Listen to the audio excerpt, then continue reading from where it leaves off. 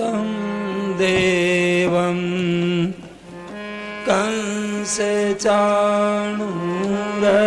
कंसचाणूरमर्दनं वसुदेवसुतं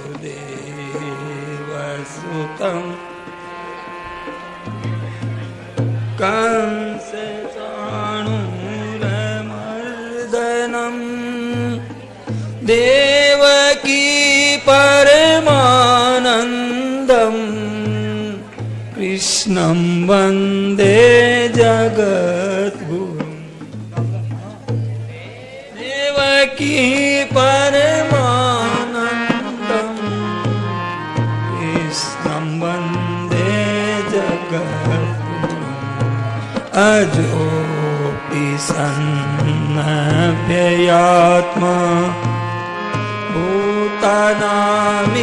भूतानामीश्वरोऽपि सन् अजोऽपि सन्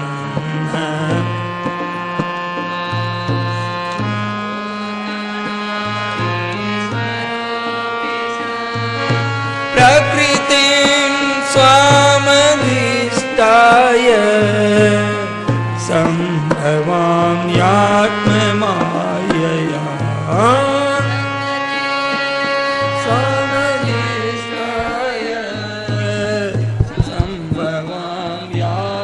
सम्भवाम्यात्ममायया यदा यदा हि धर्मस्य ग्लानिर्भवति भारत यदा यदा हि धर्मस्य ग्लानिर्भवति भारत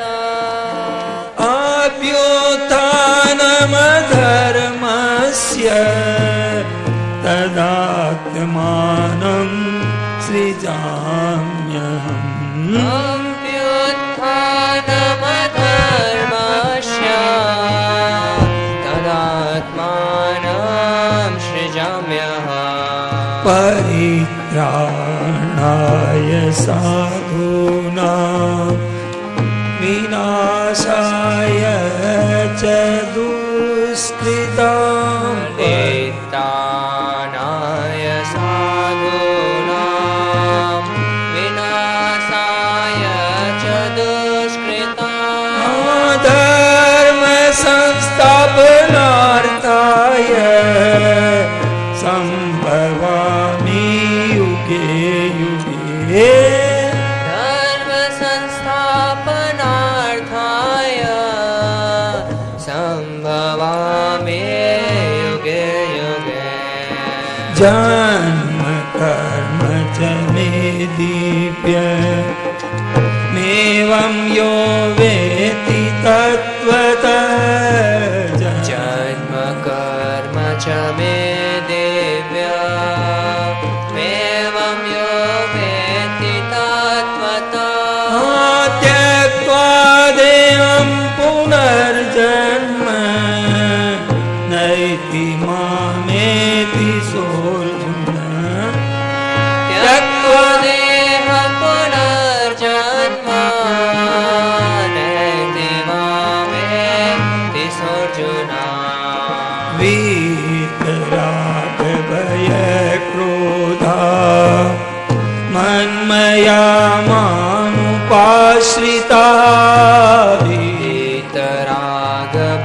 वीतरागभयक्रोधा मन्मया मामुपाश्रिता तवो ज्ञानतपसा भूतामद्भावमागता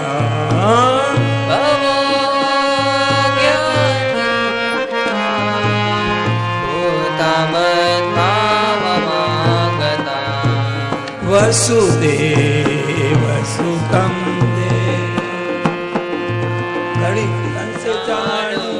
कंसचाणूरमर्दनं वसुदेवसुतं देवं कंसचाणूरमर्दनं देवकी परमानन्दं कृष्णं वन्दे जगद्गुरुं देवकी परम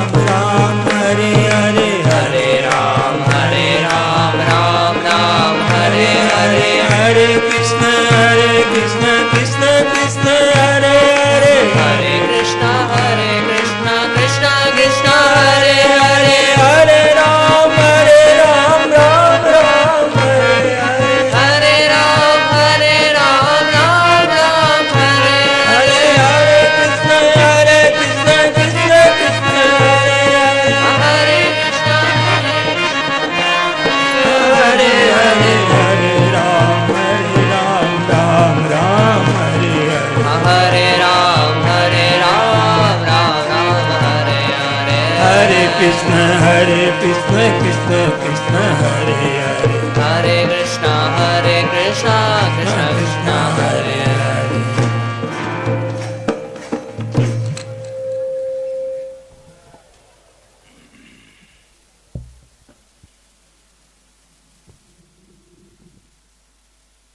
नारायण नारायण नारायण नारायण नारायण नारायण नारायण नारायण।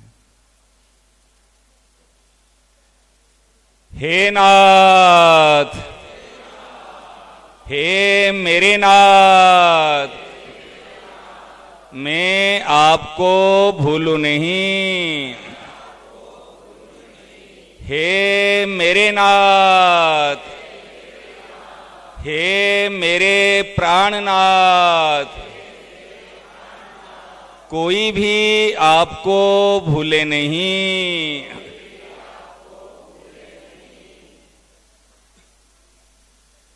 एकदम शांत चुप नीरव होके हम थोड़ी देर के लिए सब बैठ जाएंगे।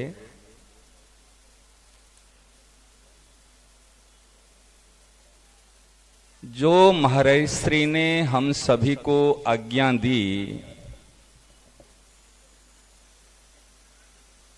जो जितने अंश में आज्ञा को पालन करेगा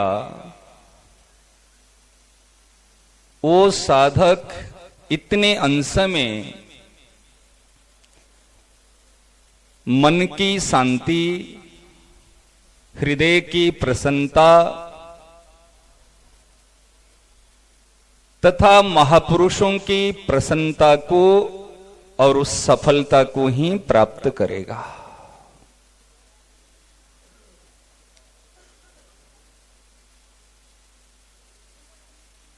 यह ही पुरुषार्थ है, ये ही साधना है।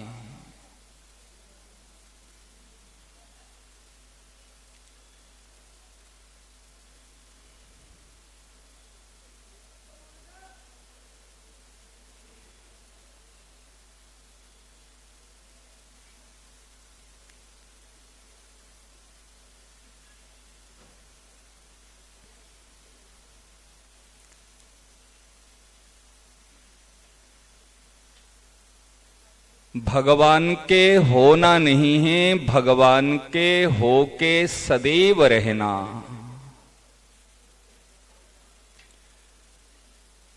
संत महापुरुषों के हो के सदैव रहना, ये ही जीवन की सफलता है।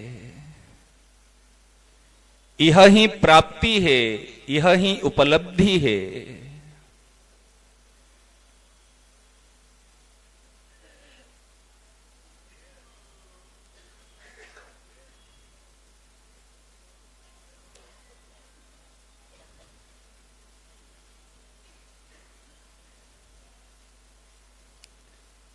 प्रत्येक कार्य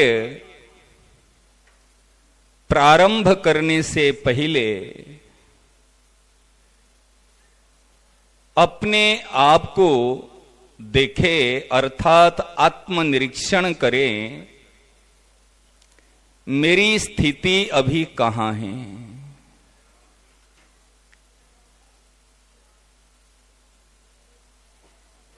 मेरी आशा कहां है तथा मेरा लक्ष्य क्या है।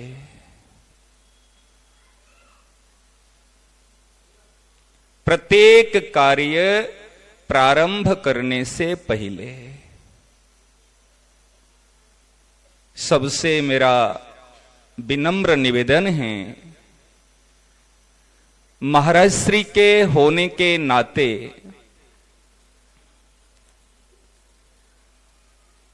हम परस्पर मिलकर के महाराज श्री की प्रसन्नता के लिए उनकी वेदना, उनका दुख को दूर करने के लिए सदैव प्रयत्न करेंगे।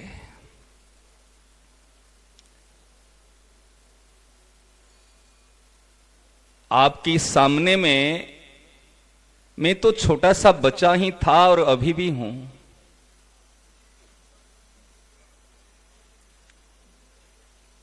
कोई उपदेशक, कोई कथावाचक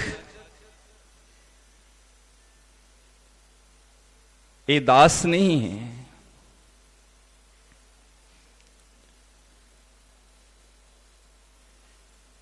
परंतु ये ठसक है,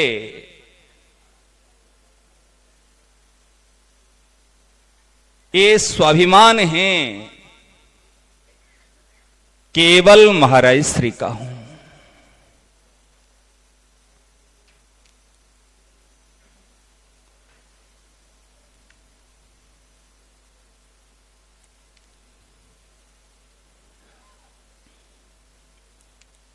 अश अभिमान जाए नहीं भोरे, मैं सेवक। फिर आगे की बात आप जानते हो, रघुपति पति मोरे।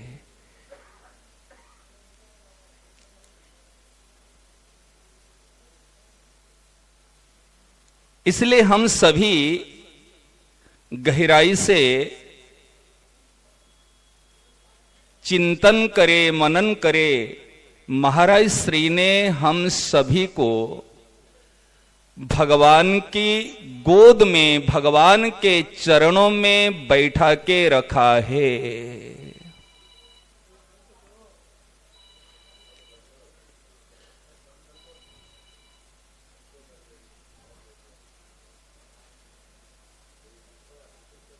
महाराज श्री का अंतिम प्रवचन में महाराज जी ने हमको ये आज्ञा दी थी, ना संसार की इच्छा, ना ईश्वर की इच्छा।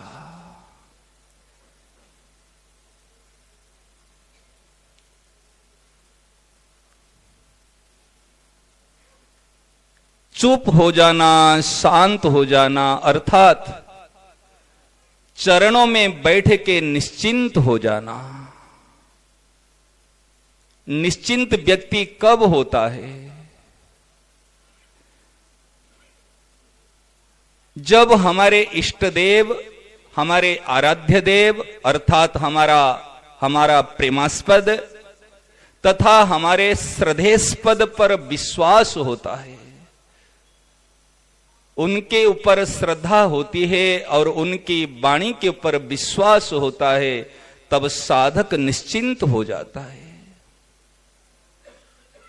निर्भय हो जाता है, निशोक हो जाता है और निशंक हो जाता है। ये महाराज श्री ने शरणागति की जो 4 बातें हैं साधक संजीवनी में महाराज श्री ने विवेचन की है, ये हम सभी को गोद में बैठा के और निश्चिंत करा के, आश्वासन दे के गए नहीं, हमारे साथ में, हमारे हृदय में ही लीन हो गए। तत्र एव अंतर्धीयते। भगवान श्री कृष्ण गोपियों को छोड़कर अन्यत्र गए नहीं, तत्र वहीं पर ही अंतर्ध्यान हो गए। और जैसे ढूंढेंगे ऐसे मिलेंगे।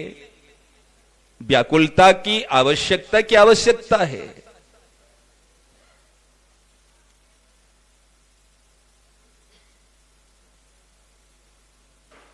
महाराज श्री कहीं गए नहीं, कहां जाएंगे? कोई खाली स्थान हो तो जाएंगे?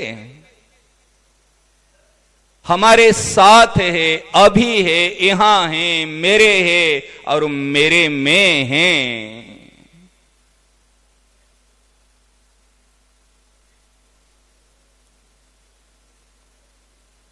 केवल दृष्टि की आवश्यकता है, केवल भाव की आवश्यकता है। यथा भाव तथा लाभ।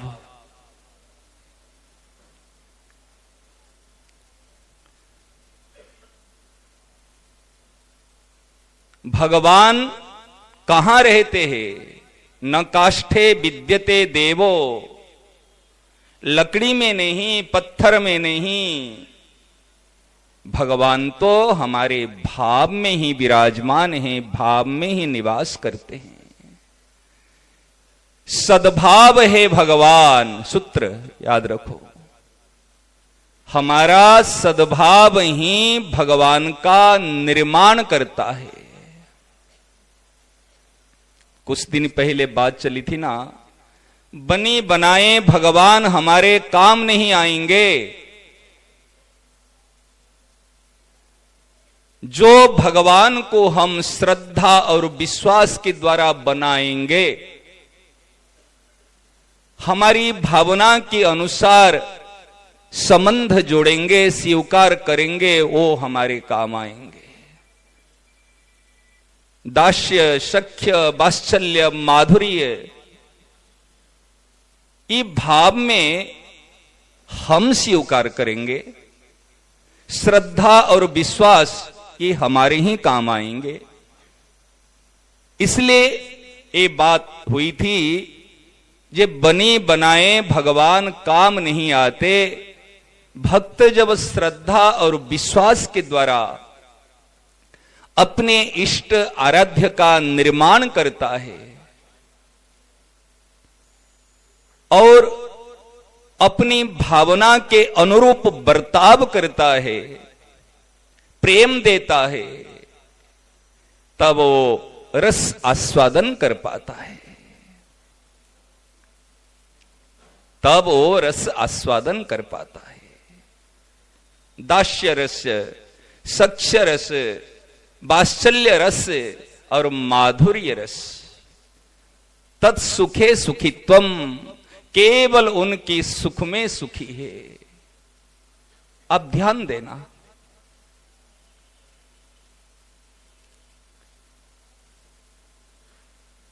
इसलिए इस बात पर हमको विचार करना है। विचार क्या, स्वीकार करना है, सद्भाव है भगवान, दुर्भाव है अभिमान।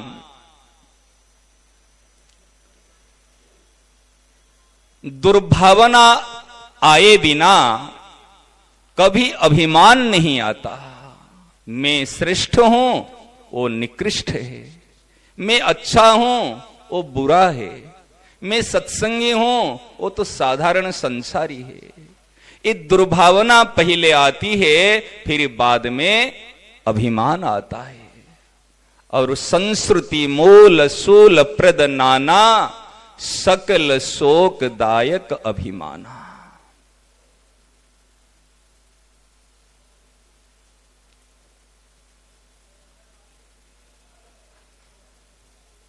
सत्संग है समाधान और कुसंग है व्यवधान।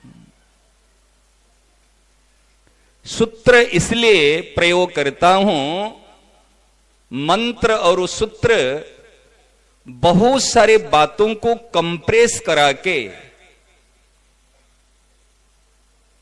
छोटी सी बातों में, छोटे से वाक्य में हमको सार बात बता देते हैं। सद्भाव है भगवान, दुर्भाव है अभिमान। सत्संग है समाधान और कुसंग है व्यवधान। जीवन में यदि कभी ना कभी हमको समाधान मिलेगी, शांति मिलेगी, प्रसन्नता मिलेगी, प्राप्ति होगी, तो केवल केवल केवल सत्संग से। सत्संग साधन नहीं है, सत्संग साध्य है।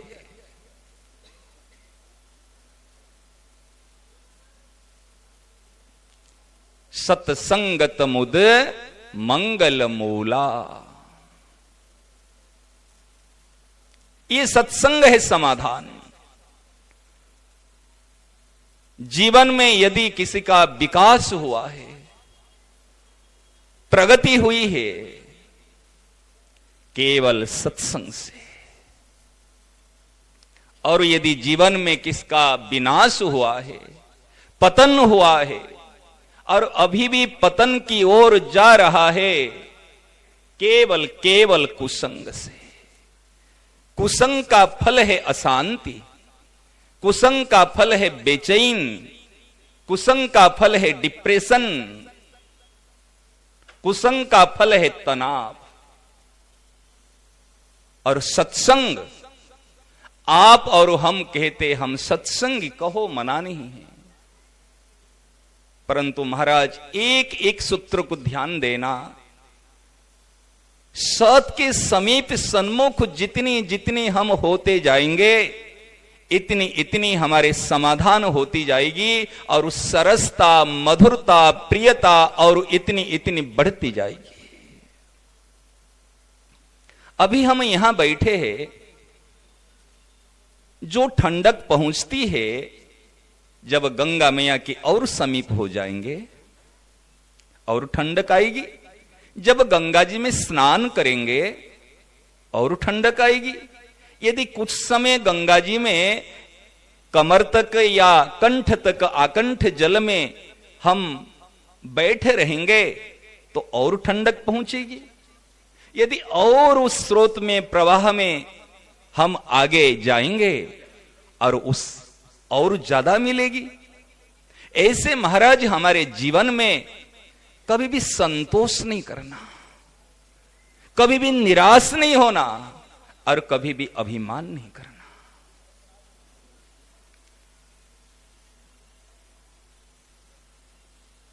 आप मेरे महाराज जी के लाडली बेटियां हो और लाडले बेटे हो, तो स्वाभाविक कि मेरे महाराज जी के जब आप प्रिय हो तो मेरे क्या लगेंगे, बताओ। मेरे प्रिय के प्रिय हो, मेरे प्यारे के प्यारे हो,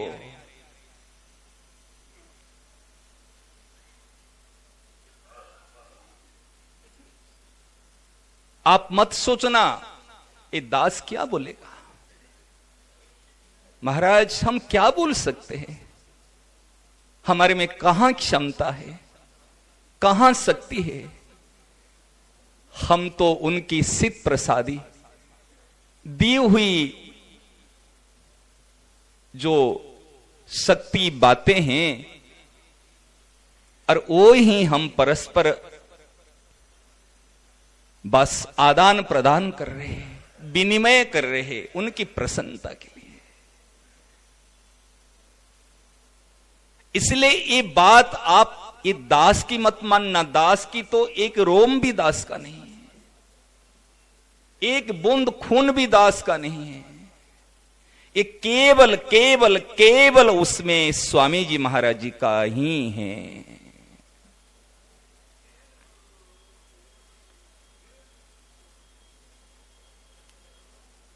मूल बात यह है, सत्संग है समाधान और कुसंग है व्यवधान।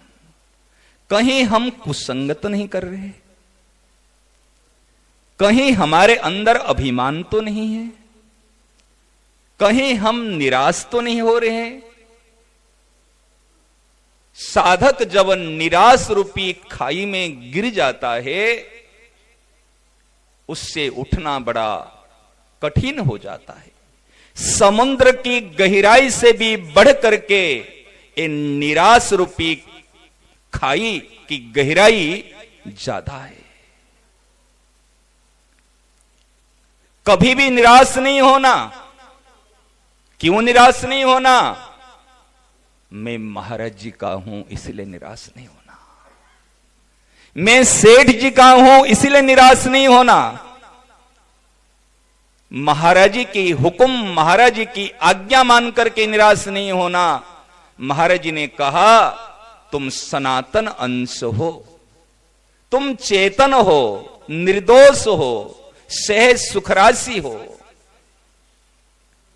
इसलिए कभी निराश नहीं होना।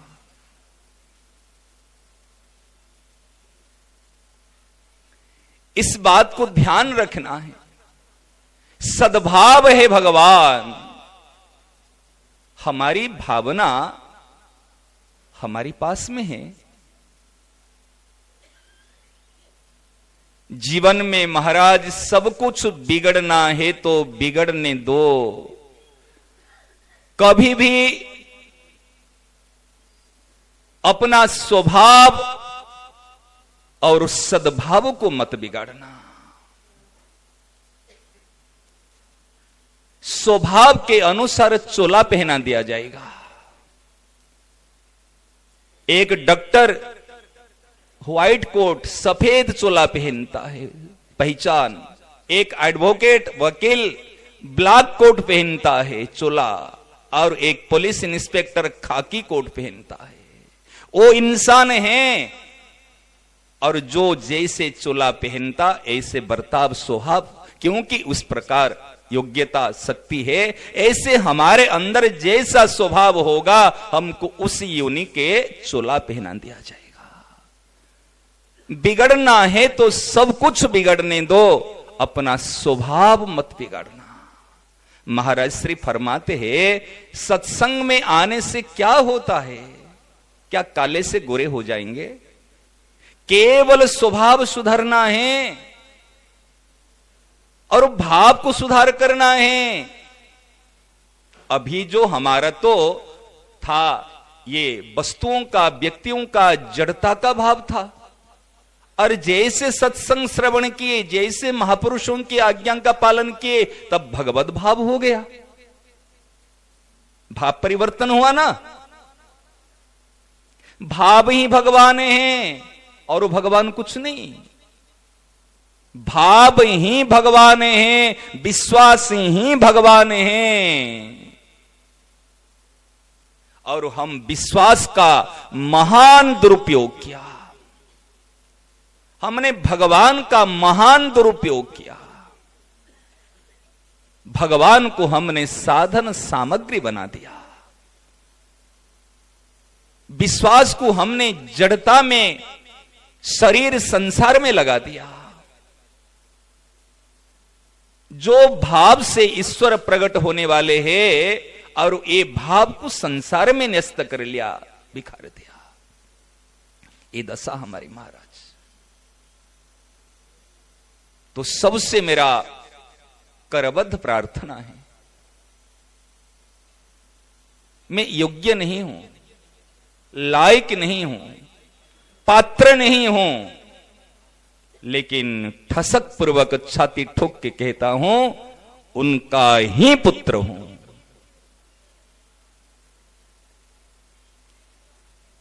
जो पात्र होता है वो दक्षिणा के अधिकारी होता है। समझ में आ रही है ना? योग्य व्यक्ति को आप मैनेजर बना दोगे, कोई दायित्व दे दोगे, सैलरी बढ़ा दोगे, वो दक्षिणा अधिकारी है। परंतु उनके नाम पर आप अपने संपत्ति को नहीं करा दोगे। नालायक बेटा है, उनको संपत्ति के उत्तराधिकारी बना दोगे। इसलिए पात्र तो दक्षिणाधिकारी है, सम्मान के अधिकारी है, वस्तुओं के अधिकारी है, और जो पुत्र है वो उत्तराधिकारी है। इसलिए हम पात्र नहीं हैं, योग्यता नहीं है, लेकिन एक धुन है, एक लगन है, और एक वेदना है, एक पीड़ा है हृदय में। ये महाराज जी का जो दुख है, महाराज जी की जो संताप है, महाराज जी का जो कष्ट है, ये दूर हो, ये ही मेरे लिए भगवत प्राप्ति है। और हम सब दूर करेंगे। हम सब, हमारी जिम्मेदारी है, हमारा दायित्व है, हमारा कर्तव्य है। वो हमारे से चाहते हैं, उम्मीद हमारे से है। यदि हम नहीं करेंगे तो कौन करेगा? बताओ। हम यदि सेठ जी के, महाराज जी के कहलाते हैं, तो जिम्मेदारी, कर्तव्य को कंधे पे तो उठाना है ना। सुख सुविधा के लिए हम सेठ जी के और महाराज जी के।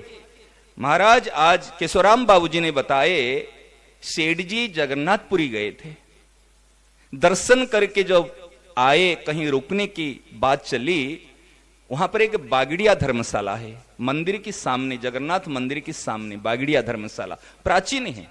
और सेठ जी उस बागड़िया धर्मशाला में रुकने के लिए गए, तो मैनेजर जो बैठा था उनसे कहे कुछ ऐसे कमरे चाहिए। प्रायकर की भीड़ रहती है तो कहे यहां पे कमरे उपलब्ध नहीं है, जैसे मना किए और मानवता के नाते और ऐसे प्रत्यावर्तन किए। कोई सत्संगी भाई ने आकर के कहा, अरे जानते हो कौन है? ये सेठ जी है, founder of the Gita Press, ये संस्थापक है, चेयरमैन है। अरे जमीन जैसे पांव के नीचे जमीन खिसक गई, दौड़ दौड़ कर आया, का सेठ जी में पहचान नहीं पाया, आप गीता प्रेस के संस्थापक हो, गीता प्रेस के चेयरमैन हो, आप अभी कमरा ले लीजिए, आपके लिए। सेठ जी ने स्वीकार नहीं किया कि से इस गीता प्रेस की संस्थापक या चेयरमैन के नाते मुझे कमरा नहीं चाहिए। मैं चेयरमैन हूं, संस्थापक हूं, गीता प्रेस की सेवा करने के लिए, गीता प्रेस से लेने के लिए नहीं हूं। आज महाराज जी के नाम पे हम दूसरी जगह मान बड़ाई सम्मान पाने के लिए, ये महाराज जी का है, ये महाराज जी की सेवा में रहा हुआ है, ये महाराज जी की, वो महाराज जी की सत्संगी है, मतलब हमको सुविधाएं मिल जाए। हमारे आचार्यों ने, हमारे महापुरुष ने कैसे जीवन जिया देखो। महाराज जी हमको पूरी तरह से ज्ञात है। महाराज श्री गीता भवन और यहां के टिकट नहीं लेते थे, यहां के 1 लीटर दूध भी नहीं लेते थे। क्यों? अरे अपना स्वीकार करना, देने के लिए, सेवा करने के लिए। अपना का अर्थात क्या लेना है? हम सोचते हम लेंगे ही लेंगे। हमारे महापुरुषों ने, हमारे आचार्यों ने ये लेना नहीं सिखाया। महाराज जी हमको ज्ञान याद है, जब हमारे संतों के साथ में महाराज श्री मिलते थे, रविवार को रविवार, हमारे अब ये स्थान खाली पड़े महाराज। पहले संतों की जमघट जमात ऐसी है, जगह नहीं होती थी, पंडाल में भी जगह नहीं होती थी। बताओ, शोभा तो संतों में ना, सत्संगियों के भवन की शोभा किसमें है? और सेठ जी का क्या लक्ष्य था?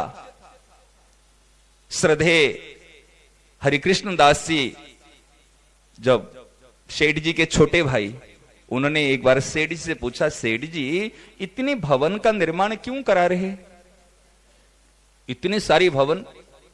महाराज जी 2 नंबर में अभी जा रहे थे, बताया यहां पर 84, एक लाइन में 84 कमरे हैं, 1 नंबर में एक लाइन में 62 कमरे हैं, ये 84 ऐसे लोगों को याद है। तो सेठ जी ने कहा, अगर एक रात कोई सत्संगी रह करके सत्संग कर लेगा तो मेरा भवन बनाना सफल हो जाएगा। एक रात, एक दिन अगर कोई भवन में रह के सत्संग के उद्देश्य से रुक जाएगा, क्या बात महाराज। और उस श्रद्धेय महाराज जी की देखो, जब हम सामने बैठते थे, महाराज जी कहते थे, एक बात ठोक ठोक के कहते थे। मुझे कई बार लगता था महाराज जी रोज, हर संडे, हर रविवार में पहले बात क्यों कहते, किसी से कुछ मांगना मत।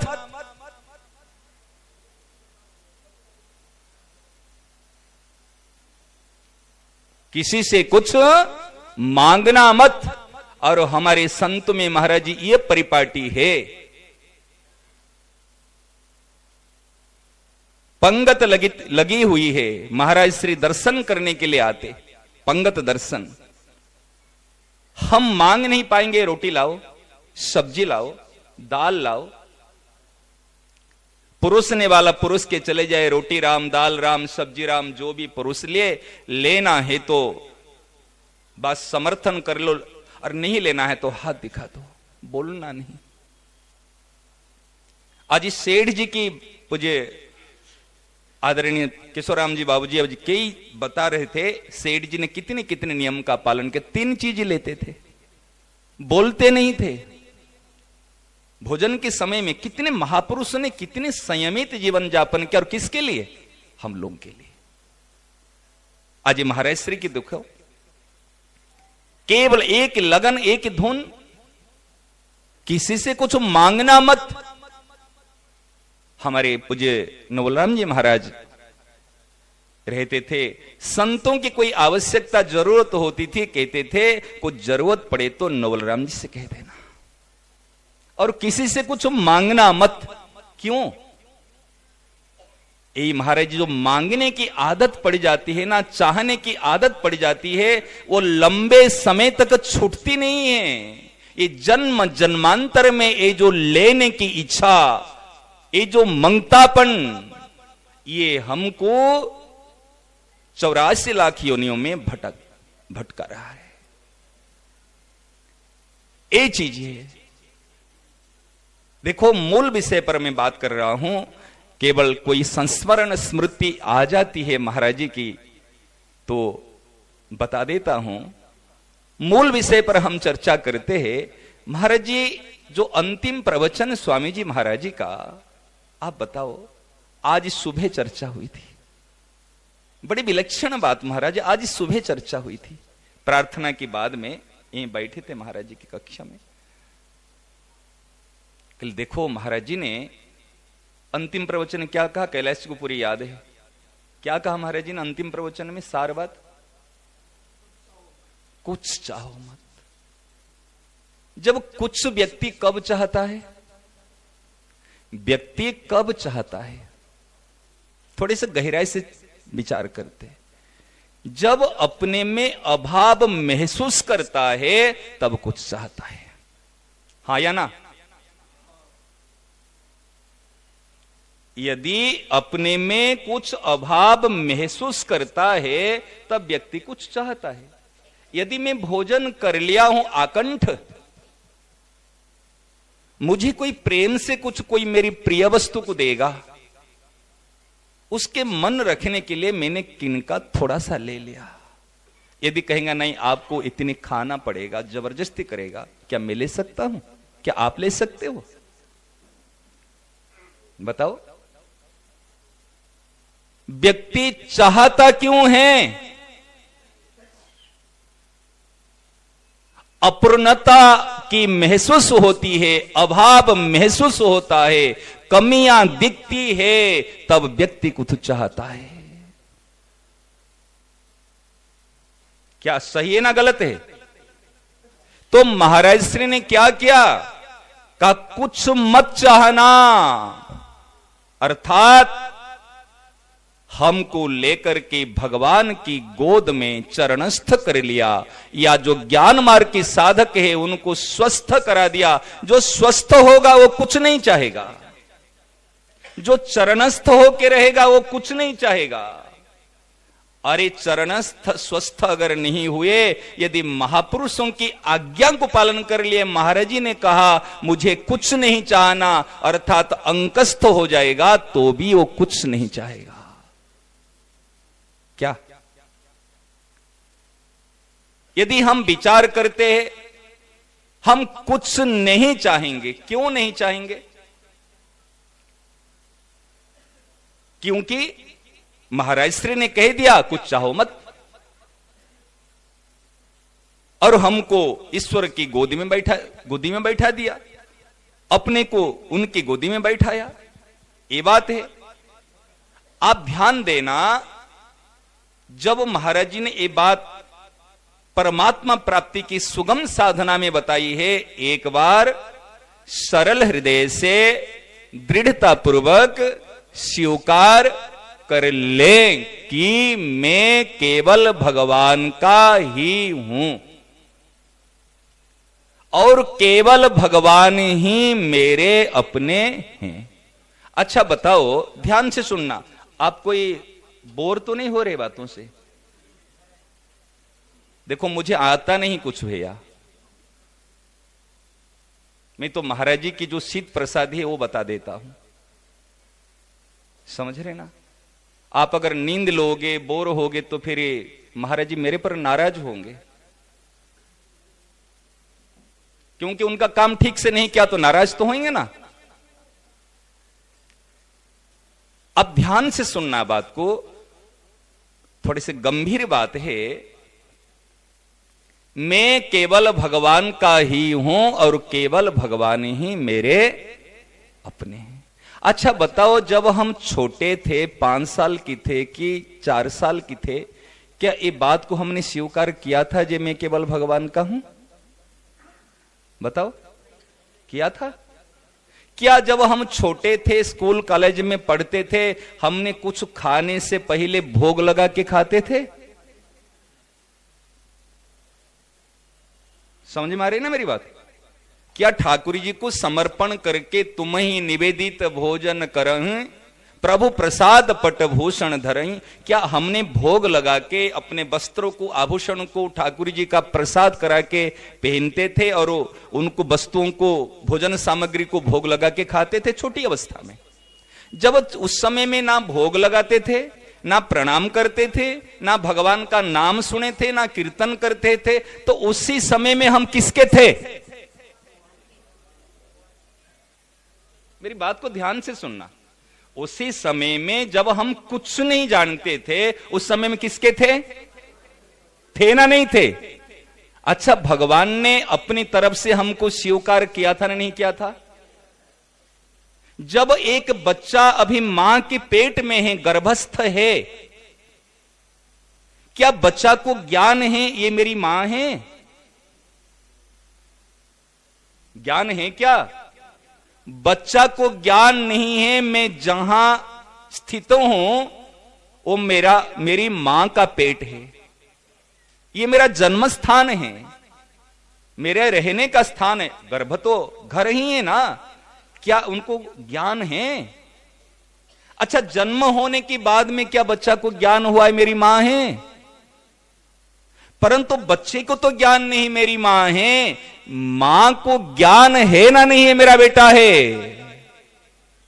मेरी बात को थोड़े से गंभीरता से विचार करना, सही ना? नहीं, मैं भगवान को मानने से मेरा बनेंगे, समझ रहे? अगर नहीं माना तो क्या मेरा नहीं थे? क्या मेरा नहीं रहेंगे? अरे भैया, मेरा थे, मेरा है और मेरा ही रहेंगे। इसलिए भगवान ने रामचरितमानस में क्या कहा? सब मम प्रिय सब मम उपजाई, सब मम प्रिय, सब मेरे प्रिय है और सबको जन्म मैं दिया हूं, पैदा मैं किया हूं, सब मम प्रिय, सब मेरे प्रिय है। और गीता जी में तो कह दिया, समोहम सर्वभूतेषु न मे द्वेषस्थि न प्रिय, ए भजन्ति तुमाम भक्त्या मयिते तेषु चाप्यहम्। समोहम सर्वभूतेषु न मे द्वेषस्थि न प्रिय। और 6 अध्याय के 47 नंबर श्लोक में भगवान ने क्या कहा? क्या कहा? योगिनाम अपि सर्वेषाम मद्गतेनांतरात्मना श्रद्धावान भजते यो माम समे युक्ततम मतः। यो भजन्ति तुमाम भक्त्या और श्रद्धावान भजन्ते। भजन शब्द आया ना, भजन अर्थात क्या है? भजन शब्द का अर्थ क्या है? मैं आपसे पूछूं, माला फेरना भजन, जप करना भजन, कीर्तन करना भजन, परिक्रमा करना भजन, हमारे गुरु प्रदत्त नियमों का पालन करना, ये भजन? भजन क्या है? भजन का अर्थ है आवश्यकता। भजन का अर्थ है आवश्यकता। मैं भीतर से जिसको चाहता हूं उसका भजन करता हूं। मैं भीतर से जिसको चाहता हूं उसका भजन करता हूं, मैं उसका भक्त हूं। आप और हम विचार करें, हम भीतर से किसको चाहते हैं? हम यदि भीतर से सत्य को चाहते हैं, परमानेंट को चाहते हैं, ईश्वर को चाहते हैं, आवश्यकता का अनुभव करते हैं, भले कुछ भी नहीं किया हूं लेकिन उनका भक्त हूं। अच्छा बताओ माता बहन, जितनी पूजा आप और हम भगवान की करते हैं, क्या इतनी पूजा आप अपने पतिदेव की करते हो? देखो, मेरी बात को मजाक मत लेना, मैं कोई विशेष बात कहने के लिए, मैं शास्त्रों की अगर प्रमाण दूंगा ना, आपके पल्ले नहीं पड़ेंगे। शास्त्रीय शब्द महाराज वर्तमान समय में अनेक बार मैं देखता हूं, शास्त्रीय शब्द कहने के लिए मैं संकोच करता हूं। महाराज जी वर्तमान समय में शास्त्रीय शब्द को समझ नहीं पा रहे। शब्द का शब्दकोश अलग है, डॉक्टरों की शब्द अलग है, वैष्णव का शब्द अलग है, एडवोकेट का शब्द अलग है, पढ़े लिखे बच्चों का शब्दावली अलग है। ऐसे जो शब्द है, शास्त्रीय शब्द है, इस शास्त्रीय शब्द को समझ नहीं पा रहे वर्तमान। इसीलिए बोलचाल भाषा में आप लोगों की दृष्टांत इसीलिए देता हूं, वो बात समझ में आ जाए, और कोई कारण नहीं है। क्या आप पतिदेव की पूजा इतने कर रही है? जितना नाम जप आप और हम भगवान का सुबह शाम कर रहे हैं, क्या इतने कभी इतना जप हमारे पति का किए? पति का नाम का जप किए? हमारे पतिदेव कभी अगर बाहर काम के लिए आउट ऑफ स्टेशन चले जाते हैं, क्या कभी कहते हैं पतिदेव हे प्राणनाथ आप चले जाओगे तो आपकी याद आएगी, आपके एक तस्वीर मंडवा के दे दो, आपके ध्यान करती रहूंगी, फिर आप आओगे? तो फिर कभी ऐसे किया? ना उनका रूप ध्यान किया, ना उनका नाम जप किया, ना उनकी विधिवत षोडशोपचार से पूजा की, हमने कुछ नहीं किया। क्या किया? परंतु जितनी याद पतिदेव की आती है, इतनी याद भगवान का, भगवान की पूजा पाठ जप तप करते हुए भी क्या भगवान की याद आती है?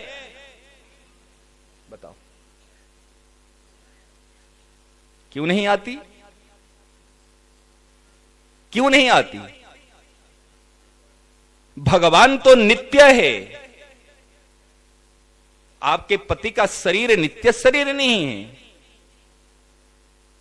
परंतु नित्य भगवान, चिन्मय भगवान, उनकी स्तुति गा रहे, उनकी महिमा सुन रहे। आज नाम की महिमा सुन रहे, धाम की महिमा सुन रहे, सारी प्रकार महिमा सुन रहे, फिर भी हमारी रुचि नहीं उत्पन्न होती, हमारा विश्वास इतना नहीं है।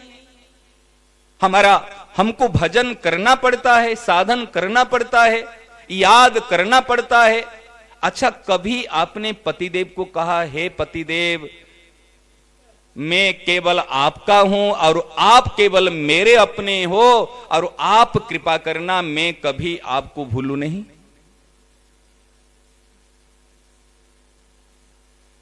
बात को ध्यान से समझना, नहीं तो अगर उल्टा समझोगे तो फिर गड़बड़ हो जाएगा। कभी आप अपने पतिदेव से कहा हे पतिदेव मैं आपको भूलू नहीं? क्या एक बता दो, कहा? जब एक बार भी नहीं कहा हे पतिदेव मैं आपको भूलू नहीं, और नित्य प्रति थोड़ी थोड़ी देर में कहते रहते हे इष्ट देव, हे आराध्य देव, हे मेरे नाथ मैं आपको कहते हैं भूलो नहीं, और भूल जाते हैं। और एक बार कहा नहीं भूलो नहीं, और याद सताती है, मीठी मीठी याद आती है। एक को याद करना पड़ता है और एक की स्वतः स्वाभाविक की याद आती है। क्यों आती है? विचार करो, क्यों आती है? हमने भीतर से उसको चाहा, उनको चाहा। जो भीतर से जिसको चाहता है वो वास्तव में उसका भक्त है। आप और हम विचार करें, हम भीतर से यदि ईश्वर को चाहेंगे हम ईश्वर का भक्त। जो देश को चाहता है वो देशभक्त, जो मां को चाहता है वो मातृभक्त, जो पिता को चाहता है वो पितृभक्त, जो भाई को चाहता है वो भातृभक्त, जो धन को चाहता है वो, अरे भाई मानो चाहे मत माने, वो धन का भक्त। और जैसे हम यहां बैठे करके यदि सम्मान प्रतिष्ठा बड़ाई चाहते हैं तो हम मान प्रतिष्ठा बड़ाई के भक्त, जो दूसरे के भक्त है उसको भगवान कैसे मिलेंगे? भगवान को भगवान कहते मनमना भव, आगे क्या कहते?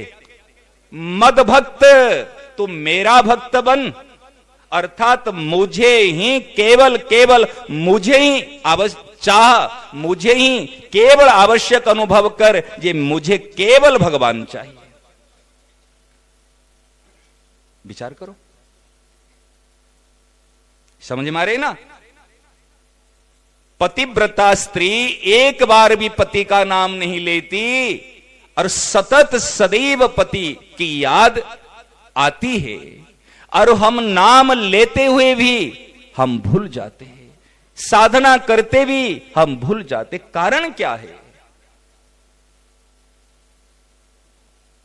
जिस प्रकार हमने पति को स्वीकार किया, इस प्रकार हमने ईश्वर को स्वीकार नहीं किया। देखो, एक तरफ से बात बता रहा हूं, दूसरी तरफ से बात बता रहा हूं। एक छोटा बच्चा बचपन में अपने मां को जानता नहीं, स्वीकार नहीं किया मेरी मां, परंतु मां ने स्वीकार किया। पति पत्नी के रिश्ता में दोनों स्वीकार करोगे तो प्रेम होगा। यदि एक ने स्वीकार किया और एक ने उपेक्षा कर दी, नेग्लेक्ट कर दिया, क्या प्रेम होगा? परंतु बड़ी कृपा की बात है, ईश्वर ने हमको अनादिकाल से स्वीकार करके रखा है। सब मम प्रिय, सब मम उपजाई, सब आप मेरे प्रिय हो, आप मेरे प्रिय हो। इसीलिए महाराज हमको आपको बताया था, यदि एक मां और बेटा दोनों जा रहे, कभी कभी बच्चा क्या करता है, मां की अंगुली पकड़ लेता है, और कभी कभी मां बेटे की कलाई को पकड़ लेती है। जब मां ने बेटे की कलाई को पकड़ी है, क्या बच्चा कितने भी भीड़ में छूट जाएगा? क्या समझ में आ रही ना? छूट जाएगा क्या? और यदि बच्चा मां की अंगुली पकड़ी है, कभी भी, अरे भैया हमको तो केवल थोड़ा सा हां में हां मिलाना।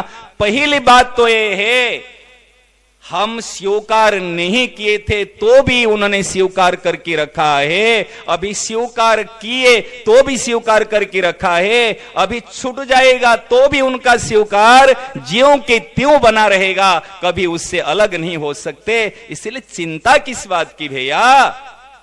उन्होंने तो हमको अपना स्वीकार करके रखा है। इसलिए संत महापुरुष और भगवान ये हमारे सदैव हित करने वाले हैं, कभी हमारे जीवन में अहित नहीं कर सकते, अहित नहीं कर सकते। जब अहित नहीं कर सकते तो फिर कैसे हमारा पतन हो जाएगा? आज की जो विशेष बात है, ध्यान देना, उसमें उन्होंने हमको हमारे कलाई को पकड़ रखा है, हमको स्वीकार करके रखा है।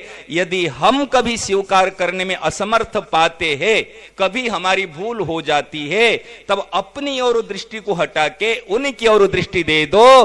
तुमने कहा ना मेरा, मुझे प्रिय, तुमने कहा ना मेरा।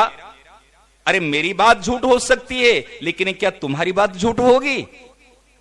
और यदि सामर्थ्य हो तो कह के बता दो, जे तुम मेरा नहीं हो, तू मेरा प्रिय नहीं हो। चाहे तो अपने पर विश्वास कर लो, अपने पर विश्वास अर्थात स्वीकार कर लो।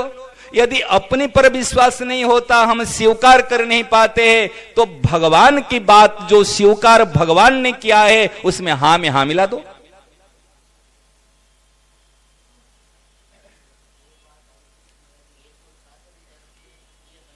हां, मेरा प्रिय है।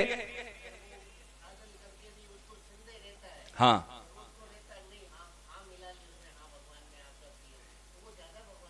महाराज यही बात सुबह चली थी जो अभी रामतारी जी बता रहे, हम एक साधन करके उनके प्रिय पात्र बनना चाहते हैं, समझ रहे ना। और वो भगवान कहते तू मेरा प्रिय है, तू मेरा है, उपजाई माने मेरा है और तू मेरा प्रिय है। जो साधन करके बनेंगे कभी भी अभिमान आ सकता है और कभी भी निराश हो सकते हैं, होते ना नहीं हमारे जीवन में। ये दो चीज साधक के जीवन में आती है, कभी साधन को देख करके अभिमान कर बैठता है तो कभी निराश हो जाता है, कभी ज्यादा भजन हुआ तो अभिमान कर लिया। महाराज जी हम देखे इस जहां गुफा में हम रहते थे, ठाकुर जी थे, कीर्तन होता था, एक साधक का नाम तो नहीं लूंगा, एक साधक यहां रहते थे, रामायण का पाठ करते थे। वो 4 बजे 3:30 बजे उठ जाते थे, उठ के स्नानादि गंगा स्नान करके पाठ करते थे। और हम लोग कई बार उठते समय 5 बजे में 10 मिनट बाकी है, उठे फटाफट मुख धोए के फिर सीधे प्रार्थना में आ गए। वो उनकी मन में आती थी आलसी टट्टू कहीं के, ये क्या साधक है, बिल्कुल मैं 3:30 बजे उठता हूं, ये तो 5 बजे भी नहीं उठता। अच्छाई अच्छी है, लेकिन अच्छाई का अभिमान बुराई की जड़ है। ये हमारे साधक के अंदर में ये पचती नहीं है, हम पचा नहीं पाते। साधन को पचाना बड़ा कठिन काम होता महाराज। भोजन करना जितने सुगम नहीं है, भोजन को पचाना, साधन को पचा नहीं पाते। कृपा को संभाल के रखना होता है, कृपा हर कोई पचा नहीं पाता, कृपा को हर कोई पचा नहीं पाता। कृपा तो सबकी पर है, लेकिन कई बार कृपा पचती नहीं है, अपच हो जाती है, ऐसी दशा होती है। और कई बार निराश हो जाते, मेरे से तो कुछ नहीं हुआ। परंतु चाहे हो चाहे नहीं हो, इसका अर्थ उल्टा मत लेना जे हम नहीं करेंगे। पुरुषार्थ करना है तो केवल सत्संग और भजन के लिए पुरुषार्थ करना। महाराज प्रमाण बताएंगे साधक संजीवनी का। मैं सबसे निवेदन करता हूं, जिसके पास में संजीवनी हमारी मां है, समझ रहे ना, एक एक वाक्य ये मां का दूध है। आपको प्रमाण बताएंगे। आप सब अपने अपने पास में संजीवनी रखो, सबके पास में होनी चाहिए, व्यक्तिगत होनी चाहिए। 1 नंबर की बात, ये मेरी मां है, मेरी संजीवनी। महाराज एक एक बात महाराज जी ने ऐसी बताई, आपकी हमारी सबकी आंख खुल जाएगी। ध्यान दे रहे ना। तो क्या बता रहा था, एक तो साधन करके हमको पहुंचना है, और एक केवल उन्होंने महाराज जी ने और हमको बता दिए। उसमें महाराज जी ने और भगवान ने कहा तू मेरा प्रिय है, तू मेरा प्रिय है। ये बात सही ना नहीं? उन्होंने स्वीकार किया, मां ने स्वीकार किया, मां ने हमारे कलाई को पकड़ी है। हम जब महाराज श्री यहां सभा में आते थे, इस स्थान पर, आप पुराने व्यक्ति ध्यान दिए होंगे, 2 तरफ से हम सेवक रहते थे। महाराज जी कभी कंधे पकड़ लेते थे, कभी हाथ पकड़ते थे। वास्तव में हमारे पूज्य आदरणीय मनमोहन जी महाराज आज आए, दर्शन हुआ था। महाराज जी हमको कई बार याद आती है, जब मनमोहन जी महाराज होते थे, कई बार महाराज जी यूं कंधे पड़ के हिला देते थे, यूं करके। महाराज की पकड़ कोई ये नहीं है जबरदस्त पकड़ है, और यूं कलाई पकड़ ले, कभी कंधा पकड़ के हिला दे। महाराज जी अगर थोड़ी सी सावधान रहे तो गिर जाओगे। तो वास्तव में हम उनको पकड़ के नहीं लाते थे, वो हमको पकड़ के लाते थे। और जब उन्होंने पकड़ा, कोई छुड़ा देगा? संतों को और भगवान को पकड़ना आता है, उनको छोड़ना नहीं आता। और महाराज श्री ने हम सभी को पकड़ा है, किसी को दृष्टि से पकड़ा, किसी को हाथों से पकड़ा, किसी को बातों से पकड़ा, किसी को हृदय से पकड़ा, और किसी को भी लातों से पकड़ा। महाराज जी एक साधक छोटी उम्र के थे, नाम तो बड़े तो हो गए, नाम लूंगा तो उनको अच्छा नहीं लगेगा। महाराज जी ने एक बार वो साधक को कहीं किसकी स्कूटी लेके चले गए, स्कूटर लेके बदमाश तो थे ही इसमें। महाराज जी उनको, हम जहां पर भोजन का कक्ष है ना, ऐसे एक घड़ी ऐसे दे के, अलार्म वाली घड़ी, कह देख एक काम करना, यहां जब विश्राम करोगे ना, और यहां पर घड़ी की पांव के नीचे रखना। घड़ी की पांव, हम तो घड़ी तो सिराने के पास रखने की परंपरा है, रीति है, घड़ी की पांव के नीचे क्यों रखना? और पांव के नीचे क्या, जब नींद खुलेगी, घंटी बजेगी, उठ के फिर वो बंद करेगा, और उठने के बाद फिर सोना मत। ये महाराज जी की टेक्नोलॉजी, महाराज के उठने के बाद सोना मत।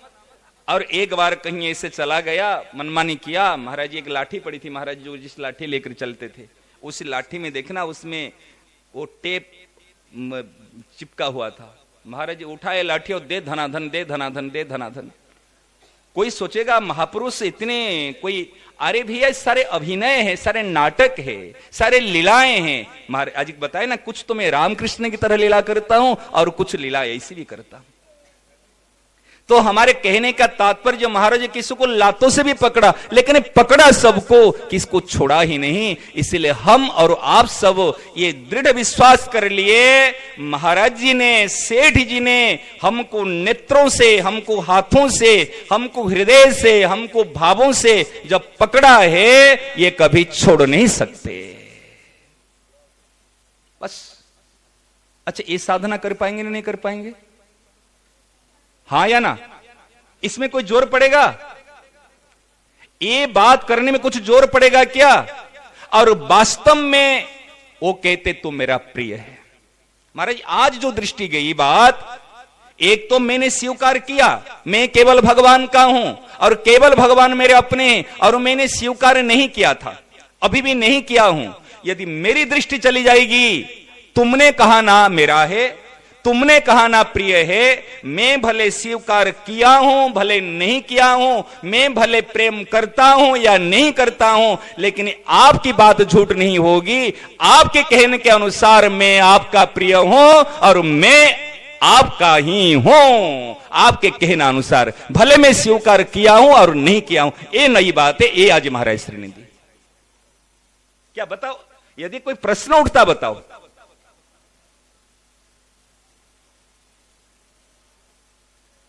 यदि कोई प्रश्न उठता बताओ। जो लायक है वो स्वीकार कर लो, जो नालायक है हम जैसे, जो कर नहीं पाते, असमर्थ है, असहाय है, केवल कहे तो आपने स्वीकार किया ना। क्या झूठ हो सकती है क्या? आपने स्वीकार किया ना, कहा सब मम प्रिय। हां, यदि मैं भजन करूंगा तो आपका और अत्यंत प्रिय हो जाऊंगा। ये भजन्ति तुमाम भक्त्या, श्रद्धावान भजते यो माम।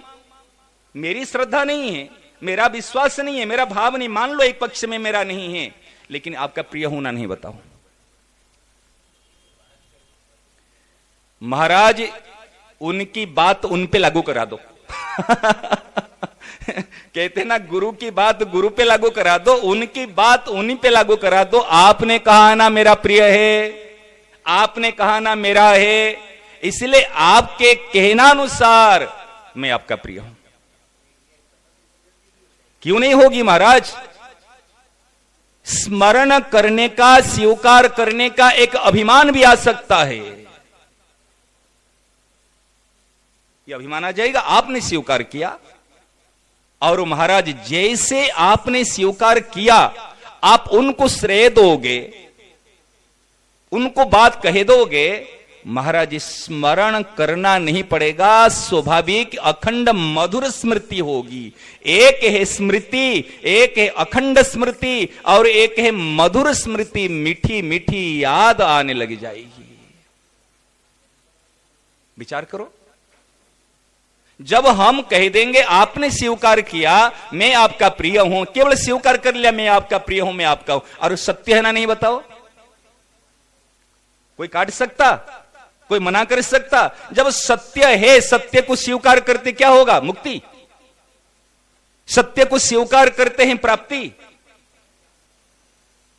हमने सत्य को स्वीकार किया, चाहे मैं स्वीकार किया अपने भाव से, जब हमने सत्य को स्वीकार किया ऑटोमेटिक मैं आपका हूं, क्योंकि मैं स्वीकार करके आपका नहीं कहता हूं, आपने मुझे स्वीकार किया इसलिए मैं आपका हूं। ध्यान दे रहे हैं मेरी बात को? आज बात मिली। आज महाराज जी दिने दिने नवम नमम नमामि नंद सभम, ये सत्संग क्या है? कोई रटी हुई सीखी हुई बात नहीं है, वो नवीनता है। अब देखो, आपने कहा ना इसलिए मैं आपका प्रिय हूं, आपने कहा मेरा है ना, आपके कहने के नाते मैं कहता हूं मैं आपका हूं। ध्यान दे रहे पुरानी सत्संगी, इसी बात को ध्यान दे रहे ना?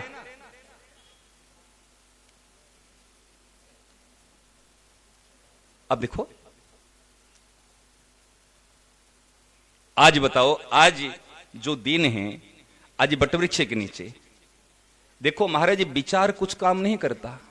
मैं सच बताऊं, आज सोचा था हम गले कहीं सत्संग से लोग उब तो नहीं जा रहे, थोड़ा सा एक विनय पत्रिका का कुछ सुना दूंगा। आज ये पूज्य श्री मलुकपीठ वाले महाराज जो बात बताए ना, ये बात मैंने कहा जो महाराज जी का निर्देश होगा, कभी रस चर्चा करा ले, कभी भक्तमाल की चर्चा करा ले, कभी भागवत के आधार पर, कभी रामचरितमानस के आधार पर, कभी साधक संजीवन के आधार पर, समझ रहे ना, कभी भक्त, जो भी है महाराज जी ने जैसे सेवा लेना चाहते ऐसे अपनी सेवा कर ले, उनकी प्रसन्नता के लिए, क्या उसमें हानि है? और ये 5 ग्रंथ जो बताए, विनय पत्रिका तो हमारे पुराने, महाराज जी विनय पत्रिका हम बहुत प्रिय है, बहुत प्रिय है। पूज्य मामा जी यहां आते थे, आप दर्शन किए होंगे, बक्सर वाले मामा जी। उनके एक बात बता दूं महाराज जी, उनके एक बहुत अच्छी बात है, उन्होंने एक बात कही है, या बैठो सत्संग में, या बैठो सत्संग में, या बैठो एकांत, या बैठो एकांत, अन्यत्र कहीं ना बैठो, यह मेरी सिद्धांत। बताओ, अन्यत्र कहीं नहीं बैठूं, यह मेरी सिद्धांत, या बैठूं सत्संग में, या बैठूं एकांत। तो उन्होंने महाराज जी, जब महाराज जी के पास आते थे, सीता जी को अपने भाई स्वीकार किए है, माने नहीं स्वीकार किए, और उस खुद भाई सीता जी को बहन स्वीकार के, सर यहां में बोला, सीता जी को बहन स्वीकार के, अपने को भाई मानते। महाराज जी जब आते थे ना, महाराज जी तो कुछ भेंट पूजा लेते नहीं थे, तो कहीं सरकार, बिहार में कहते सरकार के, सरकार जब गुरु के पास में, राजा के पास में, वैद्य के पास में जाना होता है तो खाली हाथ में नहीं जाना होता, ये शास्त्रीय विधान है। तो आप तो स्वीकार करते नहीं है, तो क्या करते थे, यूं हाथ को, ये हाथ को यूं करके आते थे, हमारे सामने की बात, यूं कि जय जय सरकार।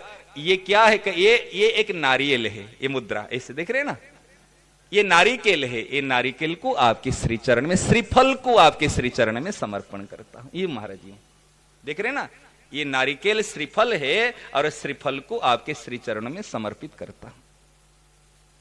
महाराज जी ये आके प्रणाम करते थे। ये जो बात बता रहा हूं विनय पत्रिका के बारे में, पूज्य मामा जी ने विनय पत्रिका को बहुत महत्व दिया। हाँ, और हमारे सौराष्ट्र में श्री प्रेम भिक्षु जी महाराज जी, हम पूज्य मलुकपीठ महाराज जी की श्री मुख से सुने हैं, वहां पर नाम की महिमा चलती थी। तो वहां पर महाराज जी प्रेम भिक्षु महाराज जी के नेत्रों से ऐसे जैसे चैतन्य महाप्रभु के आंखों से जैसे पिचकारी निकलना, ऐसे आंसू निकलती थी, ऐसे प्रेम भिक्षु महाराज जी के नेत्रों से इस प्रकार भगवान नाम कीर्तन करते हुए ऐसे आंसू निकलते थे, और उन्मत्त होकर के नृत्य करते थे। और उन्होंने अंतिम समय में ये कहा था, मेरे हृदय में, मेरे छाती के ऊपर ये विनय पत्रिका को ही रख लेना। हाँ, ये विनय पत्रिका भगवान के सिग्नेचर है महाराज, दस्तखत है, ये कोई साधारण नहीं है, और अंतिम प्रति है, तुलसीदास महाराज जी की अंतिम कृति है, भगवान के हस्ताक्षर है। एक एक पद की क्या बताए महाराज, एक एक पद ही एक सूत्र है। और विचार करके तो आया था, कोई भक्तों का चरित्र सुना दूं और विनय पत्रिका, लेकिन मंगलाचरण शायद हुआ या नहीं हुआ पता नहीं हुआ ना। तो कहने का तात्पर्य क्या, हम तो कठपुतली महाराज, सूत्रधार जैसे नचाता है ऐसे नाच लेते उनकी प्रसन्नता के लिए। तो मेरा जो कहने का आश्रय यही है, आज वटवृक्ष के नीचे जो बात चली, आप विचार करो, हम जाने से पहले एक बात दृष्टि आई रामचरितमानस की। कैसे? बटु विश्वास अचल निज धर्मा, तीर्थ राज समाज सुकर्मा। बटु विश्वास, ये बटु माने जो बट वृक्ष है, ये विश्वास के प्रतीक। आपको ध्यान होगा, आज बात चली थी। और खिचड़ी जो है निरहंकार, नम्रता, विनम्रता के प्रतीक। सेठ जी ने यहां पर तो खिचड़ी बना सकते थे, लेकिन बट वृक्ष नीचे क्यों? बट वृक्ष नीचे साधन क्यों? ये बट वृक्ष वास्तव में विश्वास के प्रतीक। तो ये हमको विश्वास दिलाते हैं ये भैया देखो आपको भगवत प्राप्ति अवश्य होगी। और कैसे होंगे? आज हमने सुने, पूज्य केशवराम जी बाबूजी बता रहे थे, केवल मेरी बात मान ले, मेरी बात ही भगवान की बात है, मेरी आज्ञा ही भगवान की आज्ञा है, और सेठ जी की सेवा ही भगवान की सेवा है, सेठ जी का दर्शन ही भगवान का दर्शन है। साक्षात आज बात चली ना। यदि हम सेठ जी की बात को मान ले, महाराज श्री की बात को मान ले, महाराज जी महापुरुषों की आज्ञा का पालन करना ही महापुरुषों की सेवा है, और कुछ नहीं है, केवल उनकी आज्ञा को पालन करना। आज कितने बढ़िया बात बताओ। और शरणागत होने का आखिरी चीज क्या है? हमारे 6 प्रकार की शरणागति शास्त्रों में बताई गई है। अनुकूलस्य संकल्प, अनुकूल चलने का संकल्प। मैंने अभी तक अनुकूल चला ही नहीं, लेकिन विचार कर लिया, संकल्प कर लिया, मैं अनुकूल चलूंगा। मैं प्रतिकूल से बंद नहीं हुआ हूं, प्रतिकूल चलता हूं, लेकिन विचार किया हूं मैं आपकी आज्ञा के विरुद्ध प्रतिकूल कार्य नहीं करूंगा, ये निश्चय किया हूं। समझ रहे ना? अनुकूल्यस्य संकल्प, प्रतिकूलस्य वर्जनम, और रक्षयिष्यति इति विश्वासो। मेरा रक्षक आप हो, आप मेरी रक्षा करोगे, ये विश्वास। अच्छा बताओ माता बहन, हमारे भाइयों, जितने विश्वास हमारे मोबाइल पे है, हंसने की बात नहीं है, हंसना लज्जा की बात है। हंसने की बात है उसमें? ये आत्मनिरीक्षण करने की बात है। इसमें हंसने की क्या बात है? जितना विश्वास हमारा मोबाइल में है, इतना विश्वास भगवान का नाम में है क्या?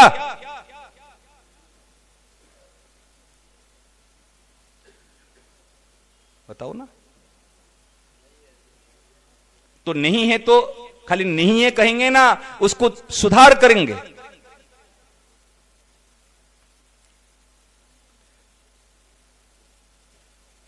जितनी भरोसा हमारे एक व्यक्ति के ऊपर है, इतनी भरोसा हमारे जीवन मुक्त भगवत प्राप्त महापुरुषों के ऊपर है क्या?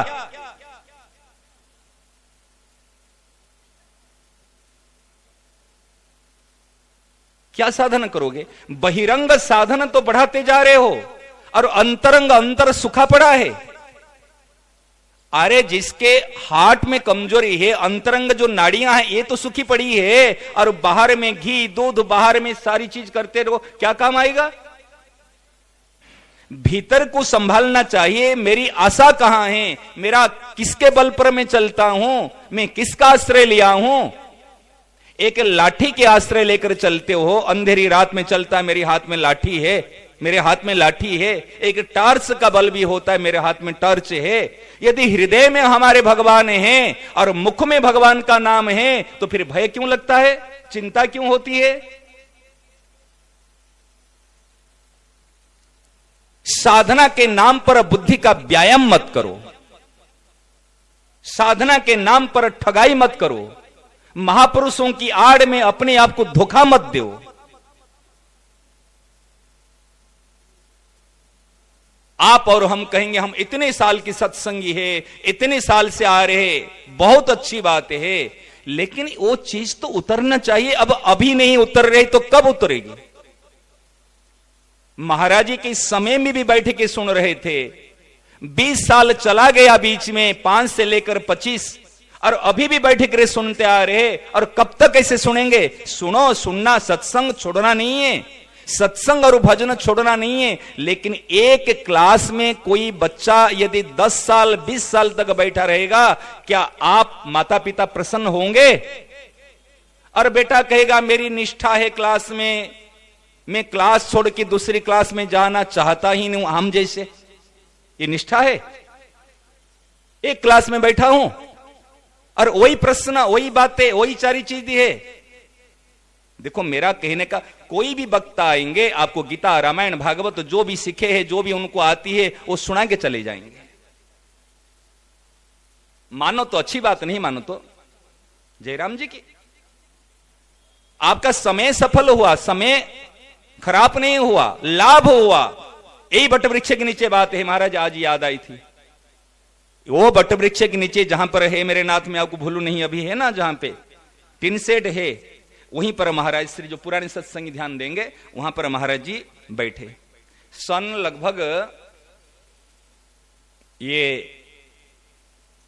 98 या 99 की बात है, समझ रहे ना। तो वहीं पर महाराज जी का सत्संग हुआ। हम उस समय महाराज जी का वृंदावन में सत्संग था। वृंदावन से जब महाराज जी यहां पर आए, हम कुछ दिन के लिए वृंदावन में रुके थे। जो पहले मैया जी के जो अभी ठाकुर जी है कुंज बिहारी जी, जो महाराज जी वहीं रामधाम है, पहले रामधाम नाम था, तो महाराज श्री वहां रुकते थे। तो वहीं उस कक्ष में और हम रुके थे महाराज जी की आज्ञा से। तो महाराज जी ने कहा ब्रज में रहने की प्रणाली क्या है, कैसी है, महाराज ने सारी चीज बताए थे।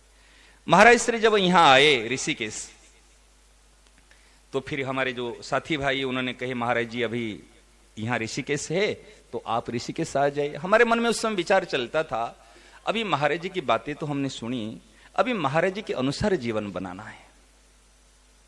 हमारे अंतर में ये एक भक्तों का जीवन जो है, ब्रज भक्त जो है, एक भक्तों का जीवन, जो महाराज जी ने आज्ञा दी उस आज्ञा के अनुसार हमको जीवन बनाना, ये धुन थी। इसलिए उसी के अनुरूप हमको सारी साधनाएं चलती थी। जब विशेष बाध्य किए कि एक दिन के लिए आप आ जाओ, तो हम वृंदावन से बस के द्वारा फिर यहां आकर पहुंचे। और कोई भी सामान, केवल हमारे ठाकुर जी गोपाल जी साथ में थे, और एक कुछ माने थोड़ा से कुछ जो सामान कुछ नहीं लाए थे वहां से, क्योंकि आप रिटर्न तो हमको जाना है। यहाँ पे सत्संग था बट वृक्ष के नीचे, पूज्य महाराज साहब बैठे हुए, महाराज श्री बैठे हुए, और हमारे सत्संगी वहां पर सब बैठे, और दास भी बैठा है सामने में, बिल्कुल सामने में बैठा है। तो बात चलते चलते महाराज जी ने, वो कैसेट भी होंगे डेट हिसाब से, मेरे डेट पूरा ऐसे ध्यान नहीं, और डेट कैसे कई बार सुने भी हमने।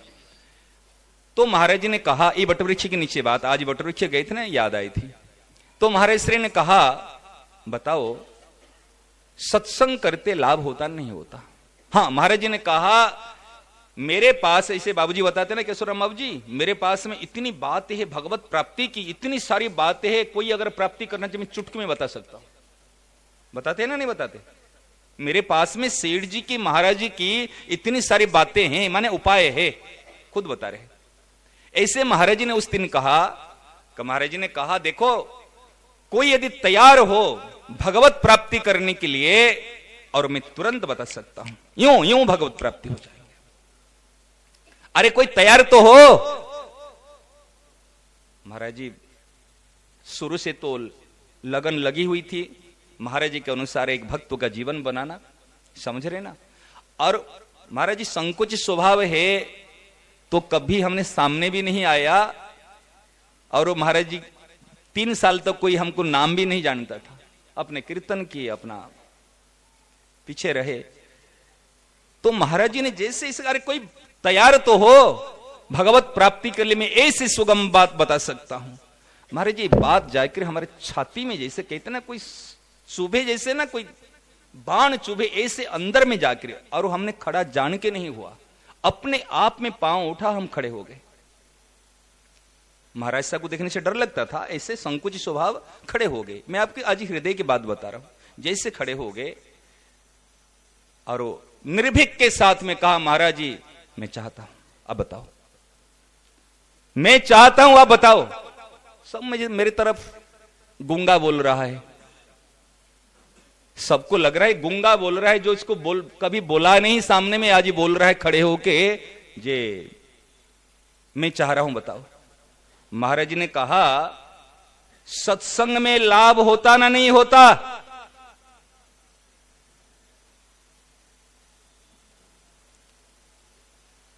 अपने आप बात निकले, महाराज मुझे लाभ नहीं चाहिए, मुझे जीवन चाहिए। सच बताऊं, मुझे लाभ नहीं चाहिए, मुझे जीवन चाहिए। लाभ तो व्यापारी को चाहिए, साधक को तो जीवन चाहिए। उसी समय की बात है।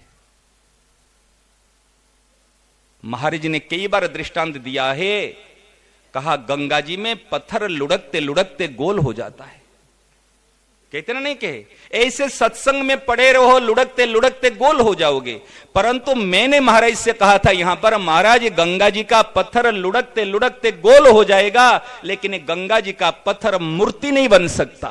मूर्ति बनने के लिए कोई कारीगर के हाथ में जाए और कारीगर छेनी हाथोड़ी में जब उनको ठीक करे तो 1 मिनट में मूर्ति बन सकता है ये पत्थर। लेकिन ऐसे अगर लुढ़कता जाएगा तो ऐसे लुढ़क लुढ़क कर गोल हो जाएगा, लेकिन मूर्ति नहीं बन सकता। ऐसे जब महापुरुषों की आज्ञा को पालन करेंगे, उन्हीं के छेनी हाथोड़ी का प्रहार खाएंगे, महाराज तत्काल हम मूर्ति बन सकते। अगर बात नहीं मानेंगे तो केवल लुढ़कते लुढ़कते लुढ़कते 50 साल के सत्संगी हो, 60 साल के सत्संगी हो, सेठ जी के समय से हो, महाराज जी के समय से हो, ये बात कहने के अभिमान करते रहेंगे। लाभ होगा लेकिन जीवन नहीं मिलेगा। जीवन तो मिलेगा महापुरुषों की आज्ञा पालन करने से। छाती ठोक के महाराज, उस समय मैंने कहा महाराज कमर कसने का शब्द में जीवन में कभी इस्तेमाल नहीं किया था। उस समय में कहा महाराज मैं कमर कस के तैयार हूं, आप बताइए और मैं करूंगा, मुझे जीवन चाहिए। एक टीस थी।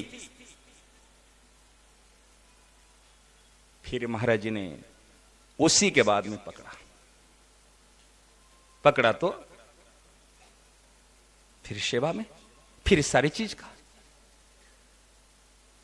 केवल लाभ से संतोष मत करना,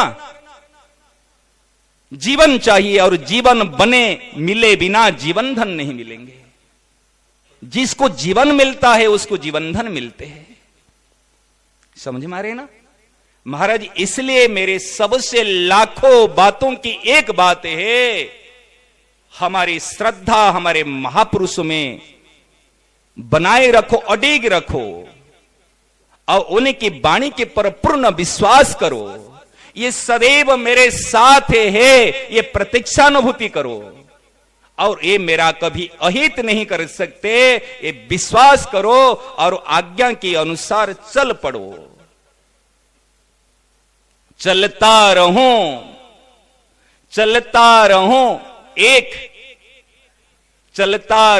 एक बस प्यारे, क्या उसको, केवल एक तुम्हारी राह, ए प्यारे केवल आपकी राह पर बताई हुई मार्ग पर मैं चलता रहूं। बिगड़े बने जगत के कुछ भी नहीं करूंगी कुछ परवाह। ये बातें महाराज जी, जहां महाराज जी दृष्टांत देते ना, जहां खटखट होता है वहां पानी निकलता, एक खटखट बंद हो जाएगा तो पानी बंद हो जाएगा। ये चलता संसार का नियम है। खटखट खटखट राग द्वेष चलता रहता। साधकों का काम वहां दृष्टि नहीं देना। अन्यस्य दोष गुण चिंतन मासु मुक्त्वा सेवा कथा रसम हो नितराम पिबतु। इसलिए विनय पत्रिका का महाराज एक लाइन है, छूटे न विपत्ति भजे बिनु रघुपति, छूटे न विपत्ति भजे बिनु रघुपति। रघुपति का भजन किए बिना कभी विपत्ति छूटेगी नहीं। बारी मथे घृत होई बरु सिकताते बरु तेल, बिनु हरि भजन न भवत रही यह सिद्धांत। हरिभजन क्या महाराज? संत महापुरुषों की आज्ञा का पालन करना ही भजन है, हरिभजन है। हाँ, अच्छा समय देखो, हमारे तो मन में थी कैलाशी महाराज आज सेठारी भजन सुना दे, जो क्यों आया वहां पर बात थी। देखो अगर आपको कोई विरोध नहीं हो, कोई समय का ज्यादा नहीं हो तो, लेकिन बात थी हमारे वहां पर सुनाने का, लेकिन वहां तो क्या आपकी सम्मति होगी तो सुना दें? भाई देखो समय